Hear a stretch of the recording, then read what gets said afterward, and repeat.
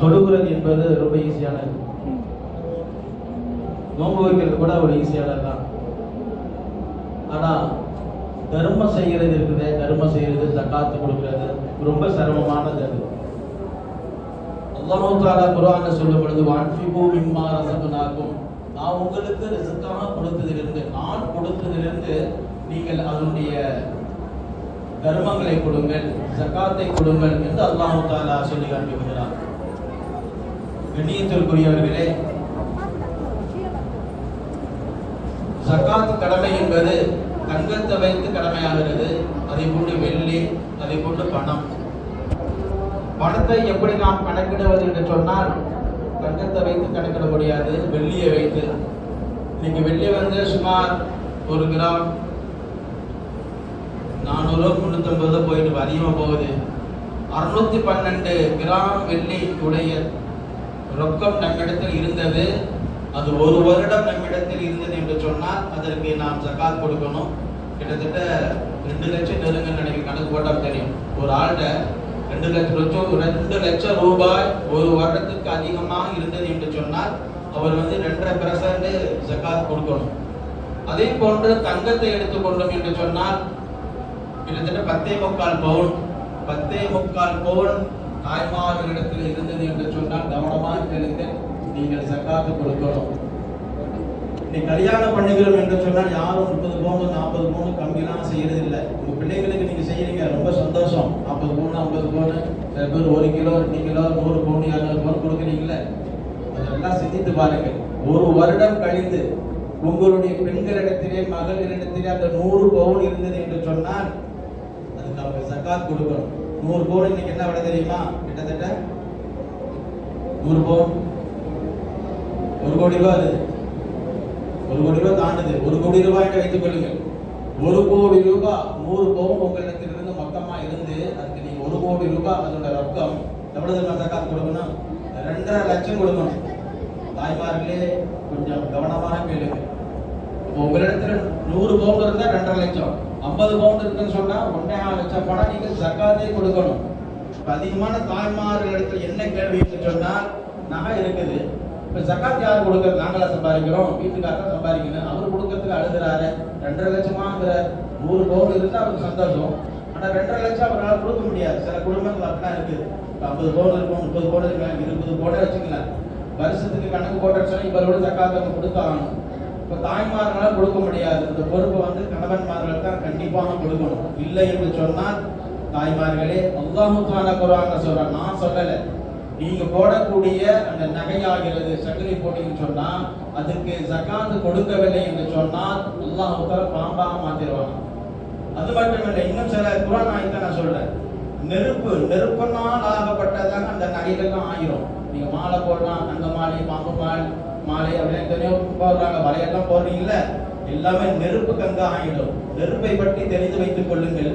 நாம் பார்க்கின்றோமே, நம்ம வீட்டில் இருக்கிற இந்த நெருப்பு எவ்வளவு பெரிய கம்மி தெரியுமா? அல்லாஹ் தஆலா வானத்தை மறு உலகத்துக்கு நெருப்பு அனுப்புனது. அது நேரா கடலுக்கு போய், வானத்திலிருந்து வந்த நெருப்பு கடலுக்கு போய் 70 தடவை அந்த நெருப்பை அல்லாஹ் தஆலா கடலிலே குளிப்பாட்டி, அப்ப எப்படி இருக்கும்? அது மீது உள்ள நெருப்பை தான் உலகத்துல பார்க்கிறோம்.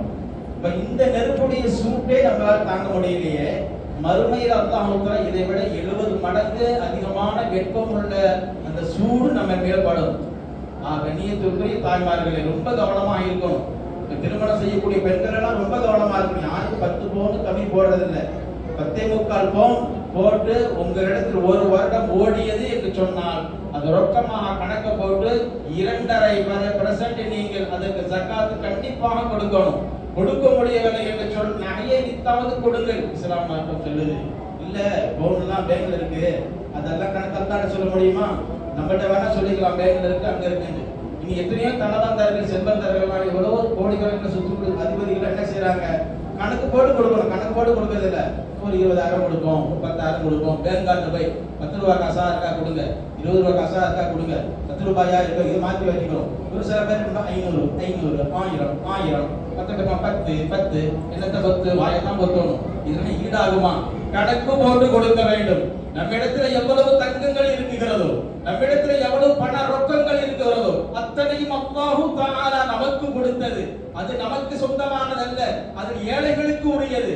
நம்மிடத்திலிருந்து அல்லாஹ் கொடுக்க சொல்கிறான். நாம் பெரிய பணக்காரர்கள் என்று யாரும் நினைத்துக் கொள்ள வேண்டாம். அல்லாஹ் குர்ஆன்ல சொல்கிறான், வஅன்துமுல் ஃபுகரா. ஃபுகரானா பைக்கின்சாடா இருக்கும். நம்ம யாரு ஒருவர் தான் பைக்கின்சாடா நம்ம சொல்றோம். ஆனா அல்லாஹ் தஆலா நம் அனைவர்களையும் பார்த்து சொல்கிறான், வஅன்துமுல் ஃபுகரா வல்லாஹு கனி. அல்லாஹ் தான் பணக்காரன். இன்னைக்கு என்கிட்ட பணம் இருக்குன்னு சொல்ல அல்லாஹ் என்கிட்ட கொடுத்திருக்கான், முழுமையா என்னிடத்துல இல்ல.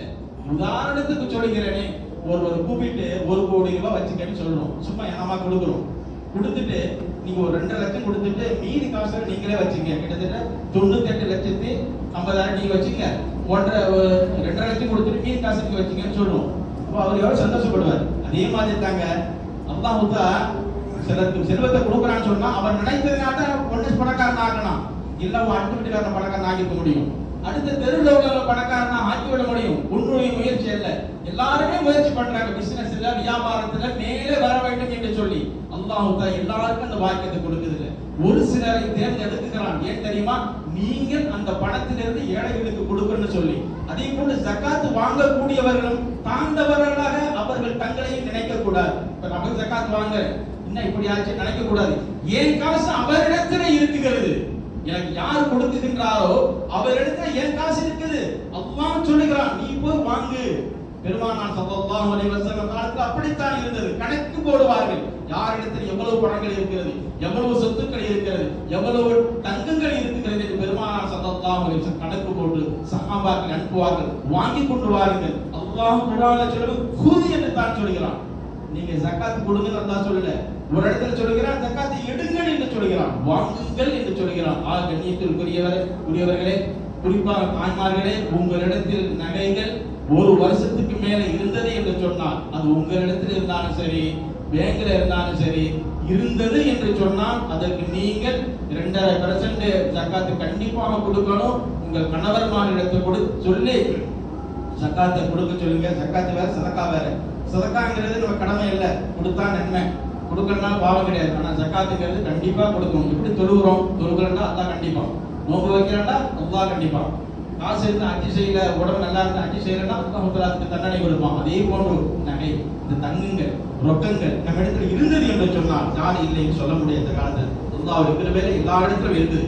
அதான் சொல்றேனே, கல்யாணம் பண்ணா 10 பவுனுக்கு நம்ம யாரும் போறதில்லை. ஜகாத்துடைய அளவு என்னவோ அதைத்தான் நம்ம கொடுக்கிறோம். அந்த பெண்களுக்கு நான் ஞாபகப்படுத்துகிறேன், 1 வருடம் பரிபூர்ணமாகி உங்களிடத்திலே 11 பவுன், 21 பவுன், 51 பவுன், 101 பவுன் இருந்தது என்று சொன்னால் கண்டிப்பாக நீங்கள் ஜகாத்து கொடுக்கணும். கொடுக்க தவறினோம் என்று சொன்னால் அல்லாஹ் தஆலா என்னென்ன தண்டனைகள் கிடைக்கும் என்று குர்ஆன்ல சொல்கிறான். இந்த தண்டனை எல்லாம் வேண்டாம், நமக்கு அதை தாங்கவே முடியாது. கண்ணியத்திற்கு தாய்மார்களே, எப்படியாவது சிரமப்பட்டாவது உங்க கணவன்மார்கள் பேசி ஜகாத்தை கொடுங்க. அது தர்மம் செய்யுங்க. இந்த மதரசா இருக்குது, நம்ம ஊர் மக்களுடைய உழைப்பினாலும் நம்ம ஊர் மக்களுடைய ஜமாத்துடைய நிர்வாகிகளுடைய முயற்சினால் நடைபெற்று கொண்டிருக்கிறது. உங்களால் முடிந்த சதக்காக்கள் நீங்கள் கொடுக்கலாம். ஜகாத் யாருக்கு கொடுக்கணும், யாருக்கு கொடுக்க கூடாதுதான் இருக்குது. பள்ளிவாசல் கட்டினா ஜகாத் கொடுக்க கூட, பள்ளிவாசல் வேலை பார்க்குற அஜித்மார்களுக்கு ஜகாத்தா கொடுக்க கூட, நீங்க வேணா கொடுக்கலாம், சம்பளமா கொடுக்க கூட. ஓதி கொடுக்க உஸ்தாத்மார்களுக்கு சம்பளமாக கொடுக்க கூடாது, மாணவர்களுக்கும் கொடுக்க கூடாது. மாணவர்களுக்கு ஒரு புக் வாங்கி கொடுக்குறோம், அது அவருக்கு நீங்களே எடுத்துக்கொள்ளுங்கன்னா எடுத்துக்கலாம். படிச்சுட்டு மதரசால வச்சிருக்கீங்கன்னு சொன்னா அது ஜகாத் கிடையாது, சேராது போய். அதே மாதிரி ட்ரெஸ் வாங்கி கொடுப்பாங்க, நீங்க ஓதுறதுக்கு ட்ரெஸ் யூஸ் பண்ணிக்கலாம், போர்வைகள் யூஸ் பண்ணிக்கலாம். நீ போயிட்டியா வேகமானவர் யூஸ் பண்ணணும், அது ஜகாத் அல்ல. இது தனி சட்டம் இருக்கிறது. ஆக சதக்கா என்ற ரீதியில உங்களால் முடிந்த அளவுக்கு நமதூர் வளர்ச்சிக்காக இந்த மதரசா ஐனுல் ஜாரியா சில 3 புத்துக்களை இந்த வருடம் வெளியாக்கியது. அதே போல மேலும் மேலும் வெளியாக்க வேண்டும். அதற்கு உங்களால் முடிந்த தர்மங்கள்லாம் செய்யுங்க. அல்லாஹ் தஆலா நம்முடைய அனைத்து செயல்களையும், நாம் செய்யக்கூடிய செயல்கள் உள்ளச்சத்தோடு செய்கிறோம் அல்லாஹ்வுக்காக வேண்டி. இதனுடைய முழுமையான நற்கூலிகளை அல்லாஹ் தஆலா நம் அனைவருக்கும் மறுமையில் கொடுப்பானாக. வாஹிரு தௌவானா அல்ஹம்துலில்லாஹி ரப்பில் ஆலமீன். பிஸ்மில்லாஹிர் ரஹ்மானிர் ரஹீம். அல்ஹம்துலில்லாஹி ரப்பில் ஆலமீன். அல்லாஹும்ம ஸல்லி அலா ரசூலிக சய்யிதினா வ நபியினா மௌலானா முஹம்மதின் வ அலா ஆலி சய்யிதினா முஹம்மதின் வ பாரிக் வ ஸல்லிம் அலைஹி. ரப்பனா ஆத்தினா ஃபித் துன்யா ஹஸனா வ ஃபில் ஆখিরাতি ஹஸனா வ கீனா அஸாபன் நார். ஸல்லல்லாஹு தஆலா வ ஸல்லம அலா கைரி கல்பி சய்யிதினா முஹம்மத் வ ஆலிஹி வ ஸஹாபிஹி அஜ்மஈன். அல்ஹம்துலில்லாஹி ரப்பில் ஆலமீன். ஸல்லல்லாஹு அலா முஹம்மத் ஸல்லல்லாஹு அலைஹி வஸல்லம். ஸல்லல்லாஹு அலா முஹம்மத் ஸல்லல்லாஹு அலைஹி வஸல்லம். ஸல்லல்லாஹு அலா முஹம்மத் யா ரப்பி ஸல்லி அலைஹி வஸல்லம். அஸ்ஸலாமு அலைக்கும்.